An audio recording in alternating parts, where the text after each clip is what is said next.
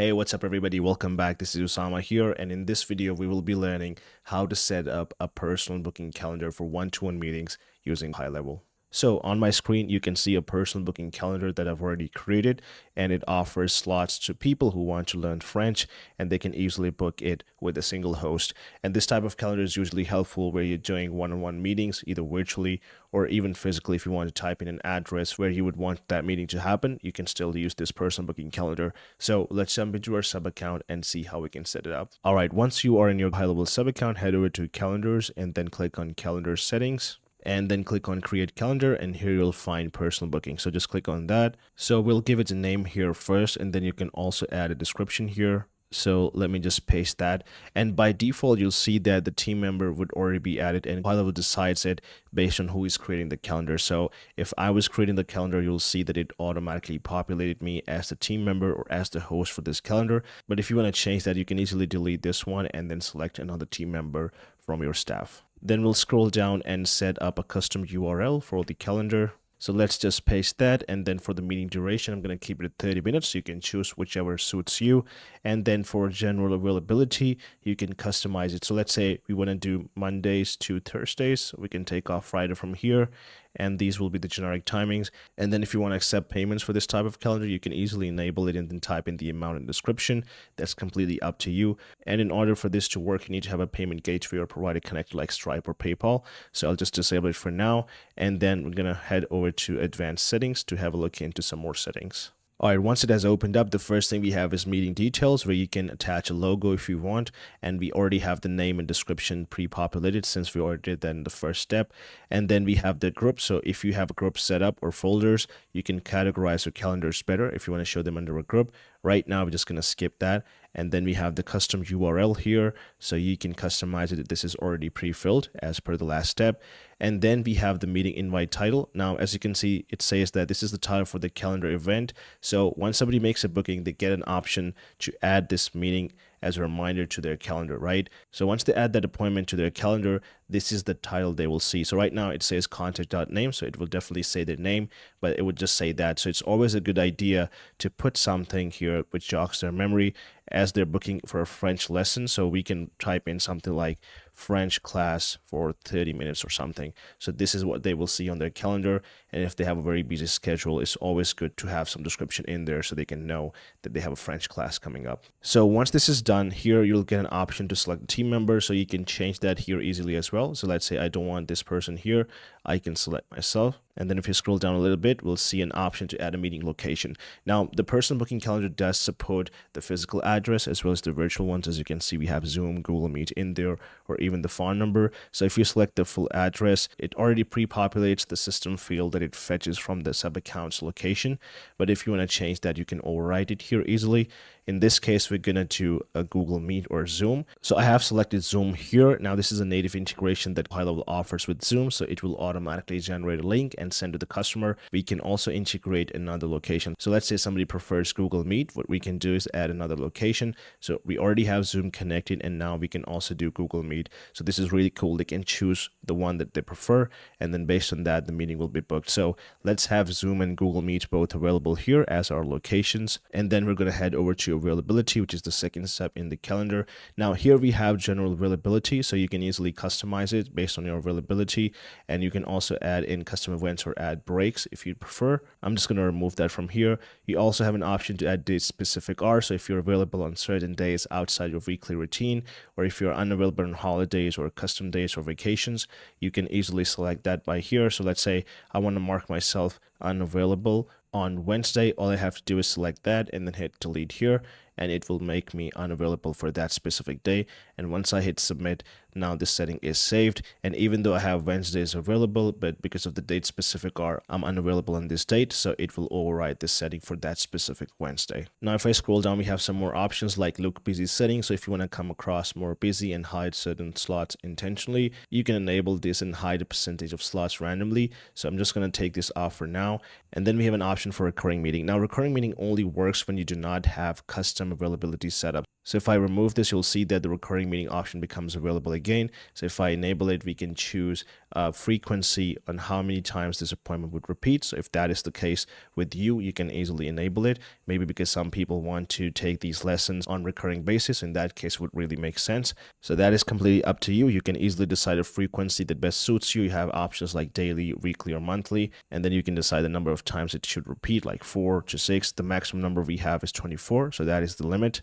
Let's do 4 for now, and then we're going to proceed to decide meeting intervals and meeting durations. So we're going to keep the same thing for now. And then for minimum scheduling notice, I'm going to put in 1 day so I do not get same day appointments, so I can avoid that.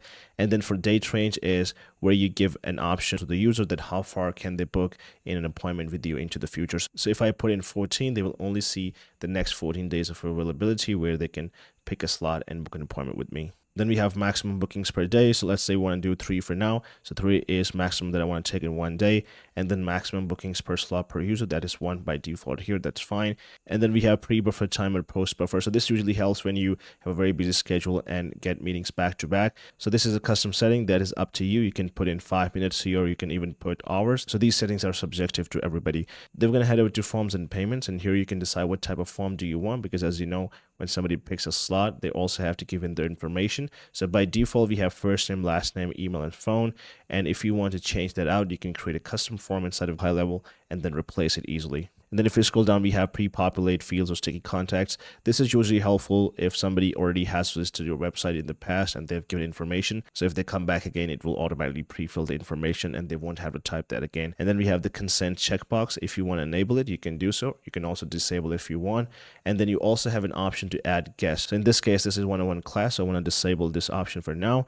And then for confirmation page, you can decide the thank you message. So if somebody books, this is the message they will see. Or if you want to do a redirect URL to a thank you page, or maybe you have an upsell, you can easily decide that here and then put in the URL and also put in the pixel ID if you're tracking it with Facebook Pixel. Then the next option we have is auto confirm new calendar meeting. So if you enable it, by default, the calendar booking will be confirmed and that is what the user will see. So if you want to disable it, you will manually have to confirm the appointments from the appointment settings. And then the last option we have is accept payments. Then we have notifications, additional options where you can define who gets notifications.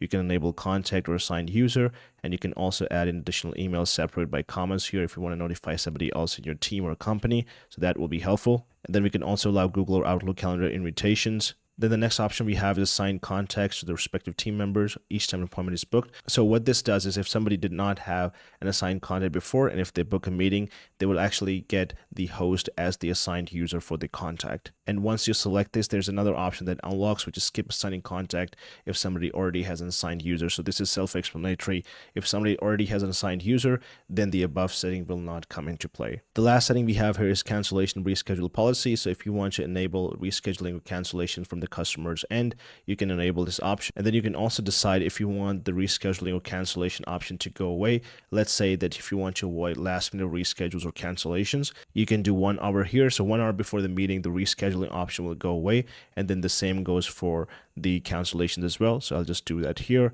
And now you have a setting in place where you can avoid last minute changes into your schedule. And then under additional notes, this is what the person booking the appointment will see. So they will see your phone and email and also the reschedule or cancellation links. So if you want to customize it, you can do so. This is what shows up on the calendar invite when somebody accepts this into their Google Calendar or Outlook. And then the last option we have is customizations, where you can customize the primary color of the background. So based on your branding, you can easily customize the colors. You can also change the button text to, let's say, if you don't want to say schedule and you want to say book a call or book your French class. In this case, that would make more sense. So you can easily customize that. You can also choose to enable or disable titles, descriptions, and details. So that is up to you. And then towards the end, we have a custom code option. So if you want to play around with the CSS, or if you're somebody who is familiar, you can put the codes here and then play around with it. Once you're happy with all of these settings, we're pretty much good to go. All you have to do now is hit on save, and all these settings will be saved now. And once it's all done, you can find your calendar here. We'll click on the 3 dots here, click on share. You have an option to give a scheduling link. You can also do a one-time link, and then you can also embed it into your website's landing pages. So I'm just going to open the scheduling link for now. So let's go ahead and open it. All right, so here you can see the personal booking calendar in action here. So the first thing that you'll notice is that there's not a lot of slots available initially, and that is because we have a few settings dialed in.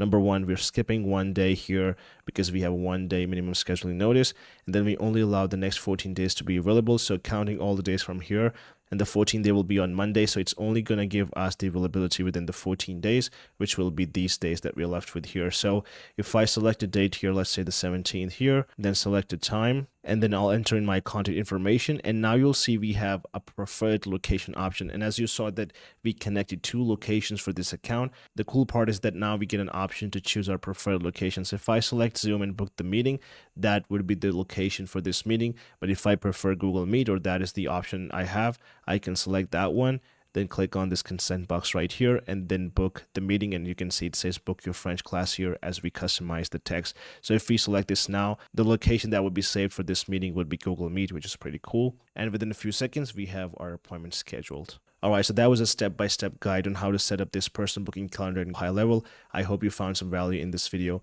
And if you have any questions, please put them in the comments below, and we'll get back to you.